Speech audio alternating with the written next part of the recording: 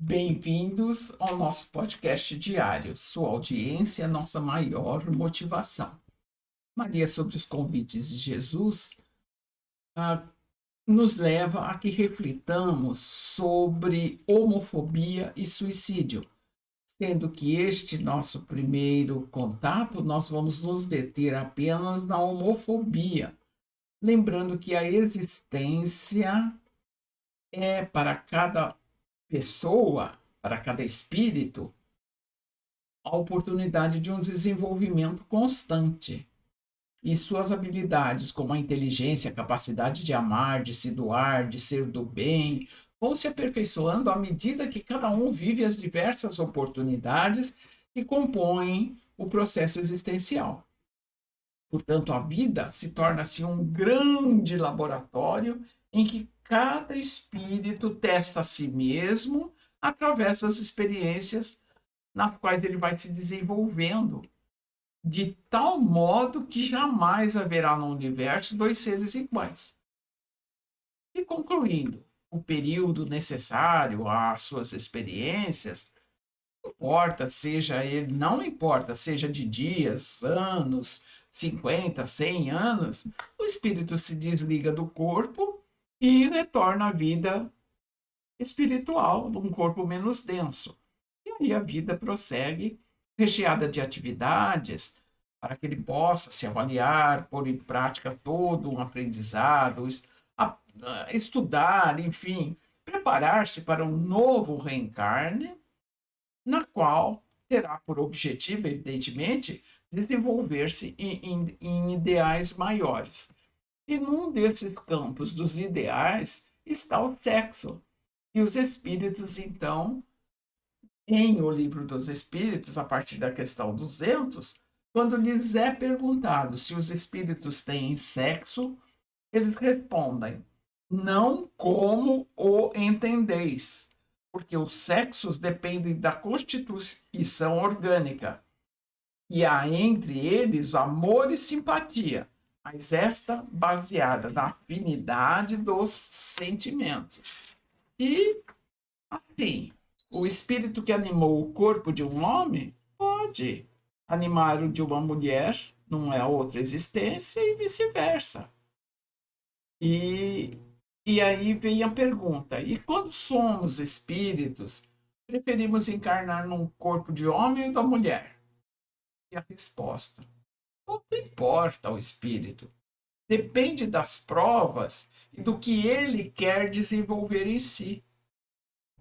E completa: os espíritos encarnam-se homens ou mulheres porque não têm sexo. Como devem progredir em tudo, cada sexo, como cada posição social, oferece-lhes provas e deveres especiais e novas ocasiões de adquirir experiências. Aqueles que fossem somente homens, sempre homens, só saberiam o que sabem os homens e as mulheres da mesma forma.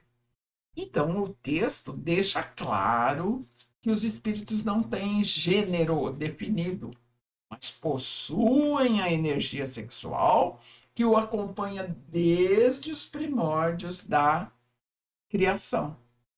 Então, o espírito não tem especificado nele a masculinidade ou a feminilidade, porque estas terão conotações do organismo físico, do qual o espírito, como potencial perfectível, reencarna em um ou outro gênero sem problema nenhum. E, exatamente, ele vivencia uma porção de situações com as quais ele vai se enriquecendo. Este pensar não é aceito nas bases materialistas, que fixa o seu conceito de normalidade ou anormalidade fixado nos sinais morfológicos. E aí nós vamos ver que na vida espiritual as afinidades são exatamente regidas pelo amor, pelas afinidades. E, desse modo, todos os homens e mulheres são acentuadamente masculinos ou femininos, sem especificação absoluta.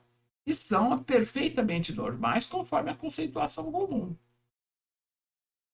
Então aí pergunta-se, mas o indivíduo que viveu centenas e centenas de reencarnes no corpo feminino ou masculino, pode, num reencarne de polarização material diferente, exteriorizar-se com gestos mais delicados ou grosseiros? Sim, mas isso de forma alguma representará desequilíbrio. Entretanto, diferente é o homem ou a mulher que abusou das faculdades genésicas, arruinando a existência de outras pessoas, destruindo uniões. E estes, em muitos casos, decidem buscar o renascimento físico num corpo morfologicamente contrário ao seu modo de ser, aprendendo em regime de prisão a reajustar os próprios sentimentos. Do mesmo modo a mulher, que agiu mal. Ainda outro detalhe muito interessante, porém, em que espíritos cultos e sensíveis, desejando realizar tarefas específicas na elevação de agrupamentos humanos e também na elevação de si próprios, rogam aos instrutores da vida maior reencarnar em corpo físico oposto à sua estrutura psicológica. Então, essas reflexões foram e são muito importantes para que nós entremos no tema homofobia, significando justamente a repulsa, o preconceito que existe contra a homossexualidade e o homossexual. E aí, o que é homossexualidade? É a característica, a condição ou a qualidade de um ser que sente atração física, estética ou emocional por outro ser do mesmo sexo e gênero. E quando isso acontece, essa pessoa é chamada de homossexual ou em união homoafetiva. Homens são chamados de gays e mulheres de lésbicas. Só que aí vai ter um mundo de outras ramificações, por assim dizer, que inclusive aquelas qualificações dos chamados assexuais, que não sentem atração por ninguém, podendo ou não se interessar por envolvimentos românticos, e exatamente dando uma variedade imensa de como a afetividade ou como as emoções se exteriorizam. Então, a homofobia, nós precisamos nos lembrar que ela é caracterizada por atitudes e sentimentos negativos, discriminatórios, preconceituosos em relação a pessoas que sentem atração pelo mesmo sexo, gênero, ou são percebidos como tal. E aí as atitudes são de antipatia, desprezo, preconceito, desmerecimento, aversão, medo, que leva até a crimes homofóbicos, que tem justamente a não aceitação por parte do agressor, independente se a pessoa é lésbica, gay, bissexual, transexual, não importa. E vivemos, portanto, numa sociedade homofóbica. Com certeza, ah, costumes, por assim dizer, que em muitas situações até contribuem para a afirmação da homofobia. Agora, então, nós precisamos que ver nos indivíduos homofóbicos ou homofetivos um desequilibrado, colocando na situação de alguém obsedado. E nós precisamos, assim, ter muito cuidado, porque o mundo caminha para os altos entendimentos do amor e do sexo perante a vida eterna. Os erros e acertos são todos analisados pelo mesmo elevado gabarito de justiça e misericórdia, uma vez que todos esses assuntos especificam a intimidade consciencial do ser. E nós precisamos nos lembrar que justamente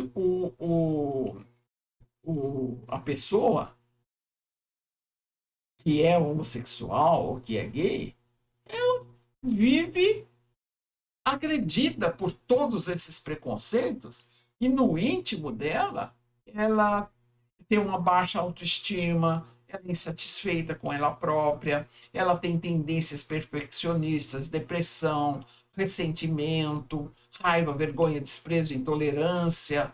Ela tem um desejo velado por pessoas do mesmo sexo, tem pensamentos obsessivos, tenta mudar a sua orientação sexual e normalmente permanece em relacionamentos abusivos, numa vida dupla,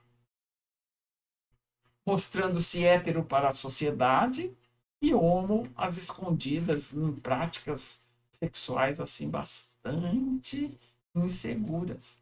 Então ela usa, entre aspas, de uma máscara social, apresentando exatamente, reprimindo seus sentimentos para evitar julgamentos e tenta levar a vida como um hétero.